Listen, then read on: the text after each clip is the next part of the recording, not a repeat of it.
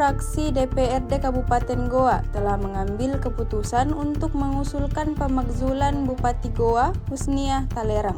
Pengusulan itu melalui Rapat Paripurna Hak Pernyataan Pendapat atau HMP. Keputusan tersebut disepakati seluruh 7 fraksi DPRD Goa dalam rapat paripurna digelar di kantor DPRD Goa, Jalan Masjid Raya, Kecamatan Sumba Opu, Kabupaten Goa, Sulawesi Selatan pada Rabu 12 Agustus 2026. Pengusulan hak menyatakan pendapat Dian Purnasari mengatakan seluruh fraksi secara kelembagaan menyetujui usulan pemberhentian atau pemakzulan Bupati Goa. Menurutnya, 7 fraksi DPRD Goa menyetujui usulan tersebut secara bulat. Dian mengatakan usulan tersebut berkaitan dengan hasil pembahasan dan pandangan fraksi-fraksi DPRD Goa terhadap persoalan yang dinilai menyangkut kelayakan Husniah untuk tetap memimpin Kabupaten Goa. Ia pun menyinggung persoalan kehormatan perempuan dalam proses HMP tersebut.